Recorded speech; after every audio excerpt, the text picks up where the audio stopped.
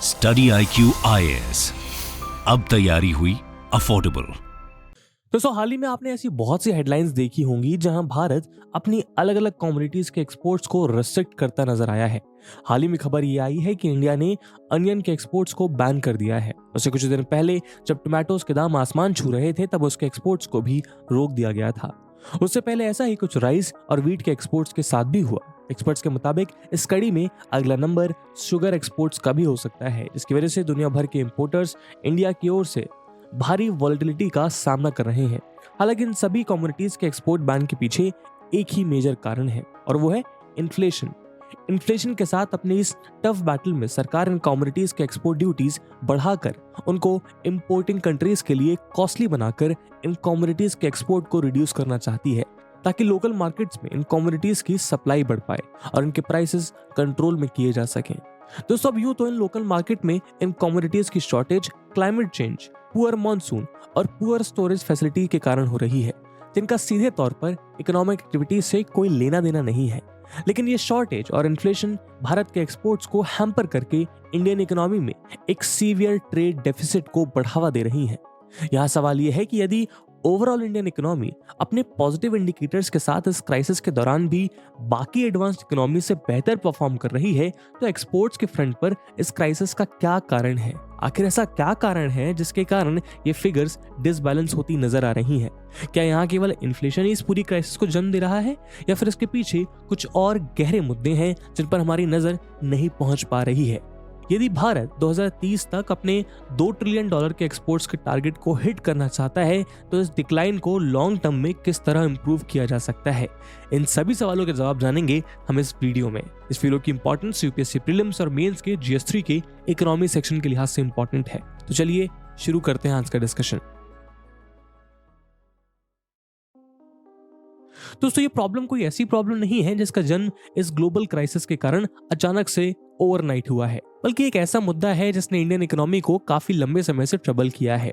आइए इसको एकदम आसान भाषा में डिकोड करने की कोशिश करते हैं। तो दोस्तों, जब कोई देश इंटरनेशनल ट्रेड में पार्टिसिपेट करता है तो सारे इंपोर्ट और एक्सपोर्ट ट्रांजैक्शंस का एक अकाउंट बनाया जाता है। ठीक उसी तरह जैसे आपके बैंक अकाउंट की ट्रांजैक्शंस का एक स्टेटमेंट तैयार किया जाता है, जिसमें क्रेडिट और डेबिट ट्रांजैक्शंस अलग अलग रिकॉर्ड की जाती हैं। इंपोर्ट और एक्सपोर्ट के ट्रांजैक्शन रिकॉर्ड को बैलेंस ऑफ पेमेंट कहा जाता है। बैलेंस ऑफ पेमेंट में दो तरह के अकाउंट्स होते हैं, एक कैपिटल अकाउंट और दूसरा करंट अकाउंट। कैपिटल अकाउंट में उन सभी ट्रांजैक्शंस को कवर किया जाता है जिनसे किसी लॉन्ग टर्म एसेट या लायबिलिटी पर फर्क पड़ रहा है। उदाहरण के लिए लोन्स लायबिलिटीज क्रिएट करते हैं और foreign direct investment assets create करती हैं। ऐसे एसेट और लायबिलिटी क्रिएट करने वाले ट्रांजैक्शंस कैपिटल अमाउंट में रिकॉर्ड की जाती हैं। वहीं करंट अकाउंट में गुड्स, सर्विसेज, इनकम और करंट ट्रांसफर को रिकॉर्ड किया जाता है। इसमें सभी ट्रांजैक्शंस रिकॉर्ड होते हैं जिनसे एसेट्स और लायबिलिटीज पर कोई फर्क नहीं पड़ता। करंट अकाउंट में भी दो तरह के अकाउंट्स होते हैं और ये हैं ट्रेड अकाउंट और इनविजिबल अकाउंट। ट्रेड अकाउंट में इलेक्ट्रॉनिक्स, पेट्रोलियम या राइस और वीट जैसे एग्रीकल्चरल प्रोड्यूस जैसे गुड्स के ट्रेड को रिकॉर्ड किया जाता है। वहीं दूसरी तरफ इनविजिबल अकाउंट में सिर्फ services, profit transfers, donations, gifts, interest और डिविडेंड जैसे ट्रांजैक्शंस को रिकॉर्ड किया जाता है। अगर ट्रेड अकाउंट और इनविजिबल अकाउंट का नेट सम नेगेटिव होता है, यानी गुड्स और सर्विसेज का टोटल एक्सपोर्ट यदि इंपोर्ट से कम होता है, तो ये करंट अकाउंट डेफिसिट को जन्म देता है। तो अब आप समझ सकते हैं कि अकाउंट डेफिसिट का मतलब है इंपोर्ट्स बिल का बढ़ना और एक्सपोर्ट्स बिल का कम हो जाना। जब ऐसा होता है तो देश में बाहर से ज्यादा इंपोर्ट किया जाता है और इनकी पेमेंट्स के रूप में देश के फॉरेन रिजर्व्स का आउटफ्लो बढ़ जाता है, और एक्सपोर्ट्स कम होते हैं तो देश में फॉरेन रिजर्व्स का आना कम हो जाता है, और इसी इंबैलेंस से ट्रेड डेफिसिट का जन्म होता है। भारत के केस में करंट अकाउंट ज्यादातर डेफिसिट में ही रहता है। उदाहरण के लिए RBI के डेटा के अनुसार फाइनेंशियल ईयर 2022-23 में भारत का करंट अकाउंट डेफिसिट $67 बिलियन का था। लेकिन अब सवाल ये है कि आखिर ये करंट अकाउंट डेफिसिट हमारी इकोनॉमी के लिए इतना खराब क्यों है? इसका जवाब 1991-92 के बैलेंस ऑफ पेमेंट क्राइसिस में आसानी से देखा जा सकता है। 1991 के बैलेंस ऑफ पेमेंट क्राइसिस के दौरान भारत कुछ ऐसे हालातों से गुजर रहा था जिस तरह के हालात आज पाकिस्तान और श्रीलंका में देखने को मिल रहे हैं। RBI के पास 2 हफ्ते से भी कम इंपोर्ट्स खरीदने लायक फॉरेन एक्सचेंज बचा था। बड़े बड़े business houses, banks, investment agencies पूरी तरह बैंक करप्ट होने की कगार पर खड़ी थी। इस डेडली और डेंजरस क्राइसिस का कारण करंट अकाउंट डेफिसिट ही था। असल में किसी भी देश को ट्रेड करने के लिए फॉरेन करेंसी की जरूरत होती है। अगर करंट अकाउंट लगातार डेफिसिट में रहता है तो फॉरेन एक्सचेंज रिजर्व्स में फॉरेन करेंसी कम होती है। यानी अगर साल दर साल देश के फॉरेक्स रिजर्व्स खाली होते जाएंगे तो देश ना इंपोर्ट्स फाइनेंस कर सकेगा और ना ही अपनी डेट रिपे कर पाएगा। ऐसी सिचुएशन में देश दिवालिया घोषित कर दिया जाता है। यहाँ हम ये बिल्कुल नहीं कह रहे कि आज इंडियन इकोनॉमी की हालत 1991 जैसी है या उसके आसपास भी है, लेकिन बस ये बताने की कोशिश कर रहे हैं कि ट्रेड डेफिसिट किसी भी इकोनॉमी के लिए कितना सीरियस कंसर्न बन सकता है। खैर 1991 क्राइसिस के बाद देश में एलपीजी रिफॉर्म्स को लागू किया गया, जिसके बाद हमारी इकोनॉमी को ग्लोबल इकोनॉमी के लिए खोल दिया गया और तब से इंडियन इकोनॉमी ने कभी पीछे मुड़कर नहीं देखा। अब इन बेसिक्स को क्लियर करने के बाद आइए आपको प्रेजेंट डे की प्रॉब्लम्स पर लेके चलते हैं। दोस्तों, यूपीएससी की तैयारी करने के लिए आपको बहुत सारे ऑनलाइन बैचेस मिलेंगे, पर आखिरकार क्यों स्टडी आईक्यू का UPSC prelims to interview live batch उसमें से बेस्ट है? दोस्तों, इन बैचेस में आपको 1000+ आवर्स का लाइव कंटेंट डिलीवर किया जाएगा। आपकी तैयारी को पिन पॉइंट फोकस रखने के लिए क्रिस्प नोट्स दिए जाएंगे। किसी भी समय आपके डाउट्स को क्लियर करने के लिए 1-to-1 मेंटोरशिप का फीचर भी आपके पास रहेगा। प्रीलिम्स के लिए प्रैक्टिस क्वेश्चंस, मेंस के आंसर राइटिंग प्रैक्टिस, और उसके बाद जो भी स्टूडेंट्स प्रीलिम्स 2024 क्लियर करेंगे उन्हें स्टडी आईक्यू कैंपस में बुलाकर अगले 4 महीनों के लिए मेंस रेसिडेंशियल प्रोग्राम के अंडर रिगरस प्रिपरेशन कराई जाएगी बिना किसी एडिशनल कॉस्ट के। और दोस्तों, ये सब कुछ आपको मिलेगा मात्र और मात्र 29,999 के सुपर डिस्काउंटेड प्राइस पे अगर आप AG live coupon code use करते हैं। दोस्तों, 31 अगस्त को स्टडी आईक्यू के प्रीलिम्स टू इंटरव्यू बैचेस जो कि इंग्लिश और हिंदी लैंग्वेज में है, उनमें एडमिशन लेने की लास्ट डेट है। इन बैचेस में क्लासेस की टाइमिंग इवनिंग 6 PM रहेगी। तो आप भी AG live coupon code use करिए और पूरे देश के यूपीएससी एस्पिरेंट्स के साथ कहिए कि अब तैयारी हुई अफोर्डेबल स्टडी आईक्यू के साथ। इन बैचेस से रिलेटेड सभी इंपॉर्टेंट लिंक्स आपको डिस्क्रिप्शन और पिन्ड कमेंट में मिल जाएंगी।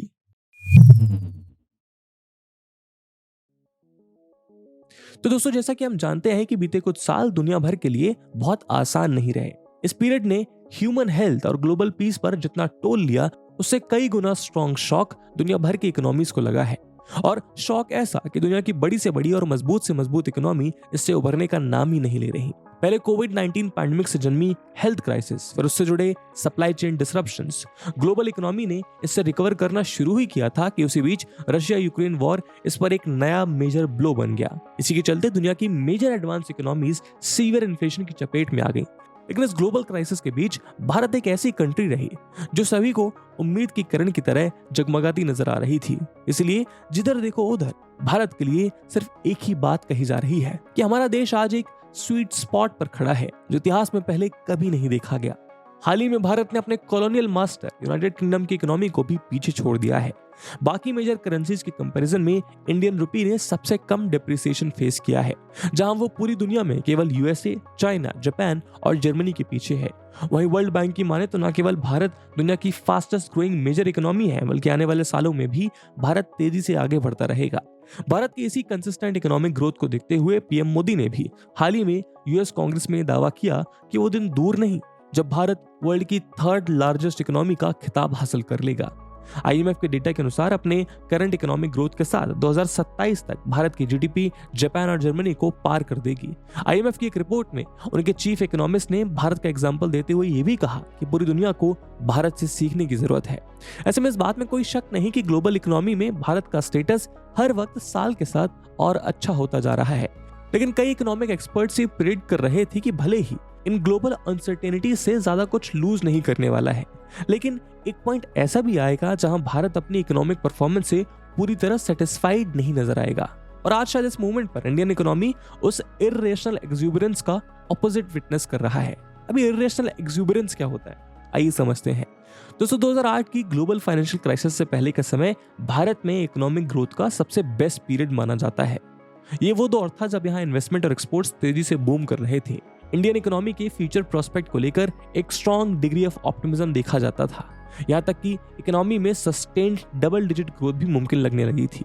इसी के चलते इंडियन इकोनॉमी में इर्रेशनल एक्सुबरेंस देखा गया। सेंटर फॉर मॉनिटरिंग इकोनॉमी का डेटा शो करता है कि इस इकोनॉमिक बूम के ऑप्टिमिज्म को देखते हुए इन्वेस्टमेंट्स कुछ इस तरह की गई जैसे कि ये बूम हमेशा सस्टेन करने वाला है। बैंक्स ने इन्वेस्टमेंट्स को खुशी खुशी फाइनेंस भी किया। न्यू इन्वेस्टमेंट अनाउंसमेंट से देश की ओवरऑल जीडीपी में भी मैसिव जंप देखा गया, लेकिन ग्लोबल फाइनेंशियल क्राइसिस के साथ ये ऑप्टिमिज्म बहुत तेजी से क्रैश हुआ। 2008 की ग्लोबल फाइनेंशियल क्राइसिस ने एक्सपोर्ट बूम को किल कर दिया और कमोडिटीज के प्राइस राइज के शॉक ने देश के एक्सटर्नल और फिजिकल डेफिसिट को ट्रिगर कर दिया। बड़ी बड़ी इकोनॉमीज और बैंक्स के रजिस्टर्स में बैड लोन्स की संख्या बढ़ती गई। इसको ट्विन बैलेंस शीट क्राइसिस कहा गया। हालांकि आज इंडिया उस इन्फ्लेटेड इन्वेस्टमेंट और बैड लोन्स के रिस्क से काफी दूर है, लेकिन यदि आप गौर करें तो पिछले कुछ महीनों से इंडियन एक्सपोर्ट्स की हालत उतनी रोजी पिक्चर प्रेजेंट करती नजर नहीं आ रही है। ये तो पिछले कुछ सालों में ग्लोबल मार्केट में कमोडिटी की price surges, favourable exchange rates और चाइना से हुई डीकपलिंग या ट्रेड डाइवर्जन के चलते भारत एक अच्छा खासा ट्रेड बूम एक्सपीरियंस कर रहा है। लेकिन ये ट्रेड बूम हमारी ट्रेड बास्केट में कुछ स्ट्रक्चरल चेंजेस की ओर इशारा कर रहा था। यदि हम भारत की करंट ट्रेड बास्केट को 3 दशक पहले यानी लगभग 1933 से 94 की ट्रेड बास्केट से कंपेयर करें तो हमें पता चलता है कि भारत ने 1994 की 3800 प्रोडक्ट्स की एक्सपोर्ट बास्केट में 2022 तक आते आते 628 नए प्रोडक्ट्स ऐड कर लिए हैं, जिनमें से ज्यादातर नए products hitech manufactured goods, chemicals और इलेक्ट्रॉनिक सेक्टर में सीमित हैं। 1994 से 2022 के बीच के 3 दशकों में भारत ने न केवल 600 से भी ज्यादा प्रोडक्ट्स की नई मार्केट्स को कार्व आउट किया, बल्कि इन नए प्रोडक्ट कैटेगरीज में से बहुत से प्रोडक्ट्स के केस में उसने नया मार्केट लीडर बनकर भी डोमिनेट किया। और इसमें कोई शक नहीं है कि इन सभी सेक्टर्स में भारत ने ओवर द इयर्स एक स्टडी ग्रोथ शो की। उदाहरण के लिए इंडिया कुछ टर्बोजेट्स और स्पेसिफिक डिफेंस टेक्नोलॉजी की फील्ड में एक लार्ज नेट एक्सपोर्टर बन गया। हेलीकॉप्टर्स, आर्म्स एंड एमिनिशंस और इलेक्ट्रिकल मशीनरी जैसे प्रोडक्ट्स ने हाईएस्ट ग्रोथ रेट रजिस्टर किया। उसी तरह भारत ने रैली कार्स और इलेक्ट्रिकल एनर्जी जैसी नई मार्केट्स को भी ब्रेक किया। देखते ही देखते नए प्रोडक्ट बास्केट की ग्रोथ हमारे लेगेसी प्रोडक्ट्स की ग्रोथ को भी पीछे छोड़ गई। लेकिन लास्ट ईयर 2022-23 में $775 बिलियन की रिकॉर्ड वैल्यू हिट करने के बाद इस साल इंडियन एक्सपोर्ट्स एक रॉकी जर्नी से गुजरने लगे। गुड्स का आउटबाउंड शिपमेंट, जिसने लास्ट ईयर $450 बिलियन की वैल्यू रिकॉर्ड की, उसकी वैल्यू इस साल अप्रैल से जून के क्वार्टर में 15.1% तक सिमट गई। जून में $33 बिलियन के साथ देश के एक्सपोर्ट फिगर्स एक 8 मंथ लो मार्क को हिट कर गए। यहाँ ओवरऑल एक्सपोर्ट्स में 22% का ईयर ऑन ईयर ड्रॉप देखा गया। इस लेवल का कॉन्ट्रैक्शन लास्ट टाइम कोविड-19 के लॉकडाउन के शुरुआती मंथ में देखा गया था और ये डिक्लाइन केवल एक्सपोर्ट्स बिल ही नहीं बल्कि इंपोर्ट बिल्स में भी देखा जा सकता है, जिसकी वजह से ट्रेड डेफिसिट वाइडन होता दिखाई दे रहा है। भले ही इंपोर्ट्स की कंडीशन एक्सपोर्ट जितनी क्रिटिकल नहीं है, लेकिन ये डिक्लाइन मुख्य तौर पर भारत में कमोडिटीज की पुअर डिमांड की ओर इशारा कर रहा है। मिनिस्ट्री ऑफ कॉमर्स और इंडस्ट्री के मुताबिक वीक डिमांड के चलते भारत का ट्रेड डेफिसिट $22.12 बिलियन पर पहुंच गया है। उदाहरण के लिए इंडिया का मर्चेंडाइज इंपोर्ट्स 6.6% के डिक्लाइन के साथ लास्ट ईयर मई के $61.13 बिलियन से इस साल मई में $57.1 बिलियन पर गिरे हैं। वहीं यदि मर्चेंडाइज एक्सपोर्ट्स की बात करें तो ये 10.3% के डिक्लाइन के साथ लास्ट ईयर मई के $39 बिलियन से इस साल मई में $34.98 बिलियन की वैल्यू पर आ गिरे हैं। इसी कारण भारत का मर्चेंडाइज ट्रेड डेफिसिट अप्रैल के $15.24 बिलियन से एक जंप लेकर मई में $22.12 बिलियन के साथ 5 मंथ हाई मार्क को क्रॉस कर चुका है। लेकिन यदि हम सर्विस सेक्टर पर गौर करें तो उसके एक्सपोर्ट्स लास्ट ईयर मई के $25.13 बिलियन से इस साल मई में $25.3 बिलियन के साथ बेहद स्मॉल मार्जिन से ग्रो हुए हैं, जबकि सर्विसेज इंपोर्ट्स मई 2022 के $15.2 बिलियन से मई 2023 में $13.53 बिलियन पर जा गिरे हैं। कुल मिलाकर सर्विसेज के ट्रेड में $11.77 बिलियन का सरप्लस नोटिस किया गया है। लेकिन इंजीनियरिंग एक्सपोर्ट्स के केस में करंट फाइनेंशियल ईयर में भी नेगेटिव ट्रेंड देखने को मिला है। इस साल मई में engineering exports year on year 4% से गिरकर $9.3 बिलियन की वैल्यू पर आ चुके हैं। इनकी की मार्केट्स में पुअर डिमांड के कारण इंजीनियरिंग गुड्स को मैन्युफैक्चर करने वाले एक्सपोर्टर्स का टफ टाइम चल रहा है। कॉमर्स सेक्रेटरी सुनील भरतवाल के मुताबिक भारत के एक्सपोर्ट्स में मेजर डिप का कारण इकोनॉमिक स्लोडाउन है। मेजर एडवांस इकोनॉमीज में शार्प स्लोडाउन ग्लोबल ट्रेड पर एक सीवियर इंपैक्ट डाल रही है। यहाँ इससे भी बड़ा कंसर्न का मुद्दा यह है कि ये पुअर ग्लोबल डिमांड केवल ग्लोबल ट्रेड फ्लोस को ही नहीं बट फॉरेन डायरेक्ट इन्वेस्टमेंट्स को भी इंपैक्ट करने वाली है। तो दोस्तों, इसमें कोई दोहराए नहीं है कि ग्लोबल इकोनॉमी का स्लोडाउन और पुअर डिमांड इस एक्सपोर्ट डिक्लाइन का सबसे बड़ा ट्रिगरिंग फैक्टर है। ग्लोबल इकोनॉमी में ऑयल के प्राइस राइज ने दुनिया भर के देशों के इंपोर्ट बिल को फायर अप किया है। लेकिन यदि हम एक लार्जर पिक्चर को ऑब्जर्व करें तो हमें पता चलता है कि इंडिया के एक्सपोर्ट्स फंडामेंटल लेवल पर बहुत स्ट्रॉन्ग पोजीशन में नहीं है। जैसे कि हमने अभी पहले भी डिस्कस किया कि भारत के मर्चेंडाइज एक्सपोर्ट्स में 18 आइटम्स 75% से ज्यादा कंट्रीब्यूट करते हैं। इसमें मुख्य तौर पर milk, fruits, vegetables, cereals, fish और टेक्सटाइल जैसे प्रोडक्ट शामिल हैं। लेकिन जैसा कि हम जानते हैं कि भारत में पुअर वेदर कंडीशंस के कारण जन्मी शॉर्टेजेस और इन्फ्लेशन के कारण इनमें से लगभग मेजॉरिटी ऑफ आइटम्स के एक्सपोर्ट्स को इंडिया से रेस्ट्रिक्ट किया है। दूसरे शब्दों में कहें तो ये आइटम्स ऑल वेदर एक्सपोर्ट्स में नहीं गिने जाते हैं और इनमें वेदर से जुड़ी अनसर्टेनिटीज हमेशा बनी रहती हैं। यानी अगर अनसूटेबल वेदर के कारण प्रोडक्शन एक्सपेक्टेशंस के मुताबिक नहीं हुआ तो ये भारत के ट्रेड इक्वेशन पर बुरा इंपैक्ट डालती हैं। ऐसे में एक ऑब्वियस सॉल्यूशन ये है कि इंडिया अपनी एक्सपोर्ट बास्केट में ऐसे गुड्स का कंट्रीब्यूशन बढ़ाए जिनका प्रोडक्शन वेदर या नॉन ह्यूमन फैक्टर्स जैसी अनसर्टेनिटीज पर बहुत ज्यादा निर्भर ना करे। जैसा कि हमने अभी सर्विस सेक्टर के डेटा में ऑब्जर्व किया, उसके केस में भारत ने साल के फर्स्ट हाफ में ओवरऑल सरप्लस रजिस्टर किया है। यानी हम कह सकते हैं कि ग्लोबल अनसर्टेनिटीज ने सर्विस सेक्टर को उस लेवल पर इंपैक्ट नहीं किया। यानी इंडिया को अपनी एक्सपोर्ट बास्केट में एग्रीकल्चरल प्रोड्यूस के अलावा सॉलिड और high demand based industrial products को बढ़ावा देने की जरूरत है। इसी दिशा में अपने इलेक्ट्रॉनिक्स के इंपोर्ट बिल को रिड्यूस करने के लिए इंडियन गवर्नमेंट ने production linked incentive scheme announce की है। इसके तहत एप्पल जैसे हाई एंड ब्रांड्स अपनी प्रोडक्शन फैसिलिटीज को भारत में शिफ्ट कर रहे हैं। इन एफर्ट्स के पोटेंशियल को 100% यूटिलाइज करने के लिए इंडिया को वियतनाम, साउथ कोरिया और बाकी एस्टैब्लिश्ड ग्लोबल प्लेयर्स के कंपैरिजन में अपनी कॉम्पिटिटिवनेस को भी इंप्रूव करने की जरूरत है। भारत की इंपोर्ट बास्केट में एडिबल ऑयल को भी एक लेस डिजायर्ड इंपोर्ट माना जाता है। एक्सपर्ट्स के मुताबिक भारत सरसों, कॉटन, राइस, पाम और सोयाबीन जैसी क्रॉप्स प्रोड्यूस करने में पूरी तरह सक्षम है जिनसे एडिबल ऑयल्स बनाए जा सकते हैं। लेकिन एमएसपी और गवर्नमेंट प्रोक्योरमेंट का फोकस हमेशा राइस और व्हीट जैसी क्रॉप्स पर रहा है। इसके कारण बाकी क्रॉप्स का प्रोडक्शन सफर करता है। अब से कुछ समय पहले जेनेटिक इंजीनियरिंग अप्रेजल कमेटी ने DMH11 नाम के एक मस्टर्ड हाइब्रिड वैरायटी को अप्रूवल दिया था, जिससे सरसों की प्रोडक्शन 20 से 30% तक बढ़ सकती है।